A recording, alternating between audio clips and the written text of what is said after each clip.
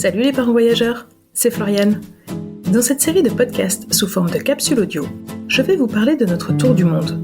Un petit format qui me permet de chroniquer la préparation de notre grand voyage prévu à l'été 2024. Vous saurez tout de la préparation d'un tel projet, les différentes étapes par lesquelles on passe, les doutes, les galères, les questions.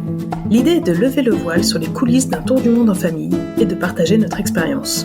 Venez, je vous emmène. Salut à tous, j'espère que vous allez bien. Bon alors nous voilà pour notre capsule numéro 2. On est à un peu moins de 10 mois de notre grand départ. On ne connaît pas encore la date exacte, mais on vise le mois d'août 2024. Autant vous dire que je suis très impatiente de rentrer dans le vif du sujet et de rendre concret ce projet que je mûris depuis 6 ans. J'ai envie de commencer la préparation, je trépigne. J'adore ça et j'ai tellement d'idées en tête qu'a priori il y a de quoi faire. En fait, on patauge un peu. Enfin, patauger, c'est pas vraiment le bon mot, mais disons qu'on est dans un entre-deux en ce moment. Entre on a envie de s'activer et 10 mois c'est encore long et il est encore trop tôt pour faire un certain nombre de choses. Je ne vous cache pas que cette situation a un petit côté frustrant pour moi, alors je fais quand même des petites choses qui n'ont l'air de rien, mais qui me permettent de me plonger encore un peu plus dans le sujet tour du monde. Concrètement, qu'est-ce que je fais en ce moment ? Numéro 1, des itinéraires. Oui, au pluriel. J'en suis à la 6e version. Chaque fois, je soumets à mon mari, et la discussion permet d'envisager des nouvelles pistes. Mince, je repars donc sur une nouvelle version. Autant dire qu'on n'est pas encore au point. J'ai présenté l'avant-dernière version de l'itinéraire de manière très solennelle à toute la famille. Oui, parce que les enfants disent « c'est très bien le tour du monde, mais on ne sait même pas par où on part. » Oups ! C'est vrai que dans ma tête, j'avance. Mais eux, ils ne suivent pas forcément.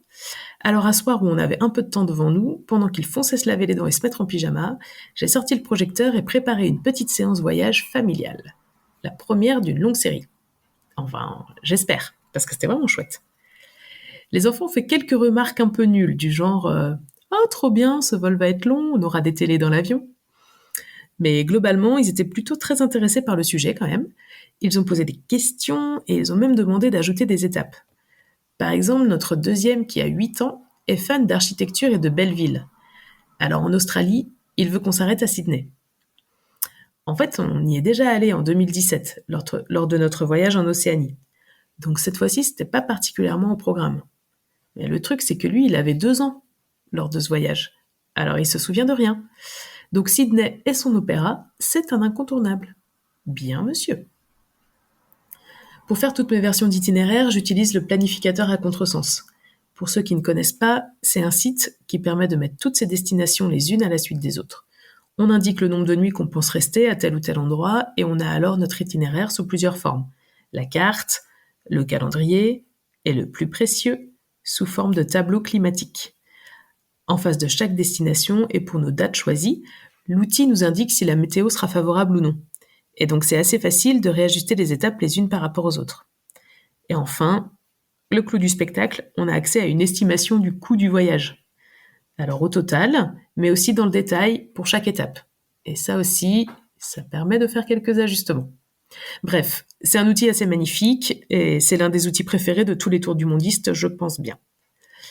Toujours concernant l'itinéraire, j'ai commencé à regarder les sites des agences de voyage qui vendent des billets tour du monde. On n'est pas encore sûr d'opter pour cette solution, et c'est un peu trop tôt parce que de toute façon, 10 mois à l'avance, ils peuvent pas encore réserver les billets. Mais c'est ce qu'on avait fait pour notre voyage en Océanie, et on avait trouvé cela plutôt rentable. Donc à voir si cela ne nous ajoute pas trop de contraintes. On pense réserver les vols intercontinentaux grâce à des billets tour du monde, et on gérera les autres déplacements au cas par cas. Ça va nous donner un cadre et un tempo à respecter. Même si on cherche à avoir du temps et de la liberté, comme je vous le racontais dans la première capsule, on aime bien l'idée de décider à l'avance certaines étapes.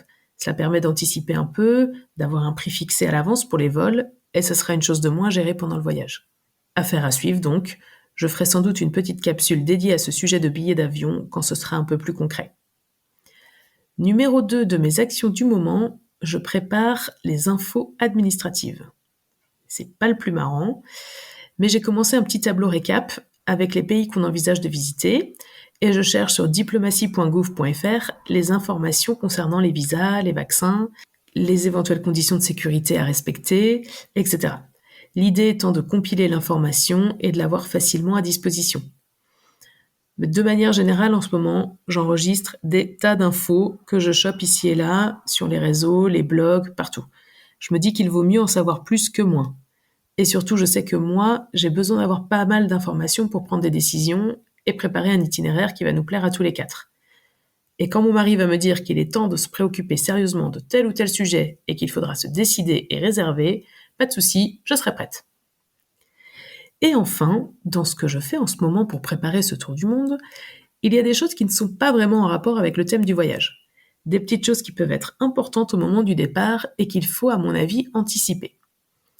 J'ai commencé à vider la maison.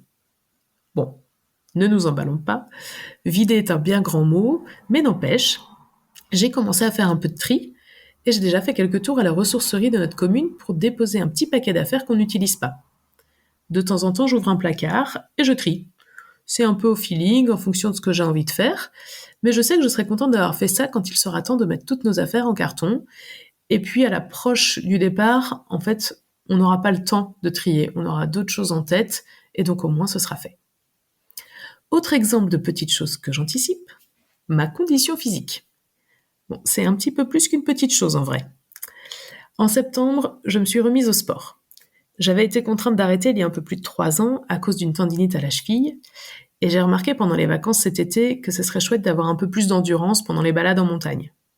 Alors, on ne risque pas de se transformer en randonneurs aguerris, mais je pense qu'un voyage au long cours peut être assez fatigant, aussi bien mentalement que physiquement, donc si je peux être un peu mieux préparée, ça ne fera pas de mal.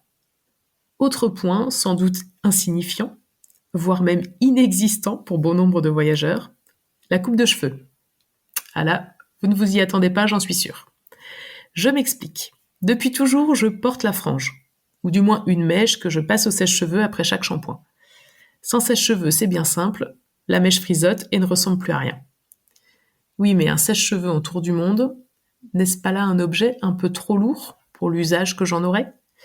Je vois déjà vos sourires sur vos visages en écoutant cette partie en mode « mais qu'est-ce qu'elle nous fait avec son sèche-cheveux là ?» En vrai, je suis pas du tout une fille coquette, c'est vraiment le seul truc un peu extra dont j'ai besoin quand je voyage. Un peu extra, mais un peu encombrant et lourd aussi.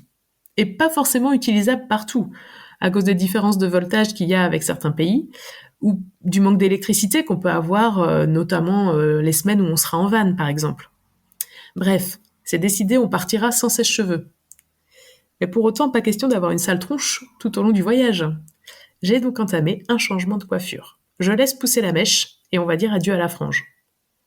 Ou alors je coupe mes cheveux tout court et on n'aura plus de problème ? Vous voyez que c'est un vrai sujet à anticiper. Et d'ailleurs, tant que j'y pense, j'ai aussi la question de l'épilation. Je le prends, mon épilateur ? Faire mes jambes au rasoir pendant 1 an, ça ne me tente pas trop. Les voyageuses, vous faites comment ?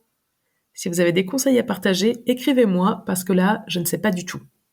Franchement, ce sont des sujets qui sont traités nulle part sur les blogs et les sites de voyageurs, et pourtant, c'est bien des questions qui se posent, non ?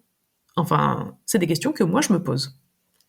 Bref, fin de la parenthèse beauté, j'ai aussi sur ma to-do des prochaines semaines lister les appareils électroniques qu'on voudrait acheter et choisir les modèles, comme des liseuses par exemple, et se tenir fin prêt pour le Black Friday, lister les équipements à demander au Père Noël, prendre rendez-vous pour une formation premier secours, contacter le centre de vaccination.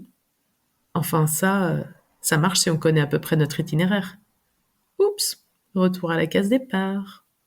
Retrouvez nos interviews de parents voyageurs un mercredi sur 2. On y parle tour du monde, bien sûr, mais aussi expatriation, vie nomade et slow tourisme, entre autres. Pour ne manquer aucun épisode, abonnez-vous au podcast Parents Voyageurs sur votre plateforme d'écoute préférée. Retrouvez-nous sur le blog parents-voyageurs.fr et sur les réseaux sociaux. Pour suivre notre tour du monde, je vous retrouve sur Instagram, sur le compte Nous 4 et le monde, en toutes lettres et avec un point entre chaque mot. À bientôt!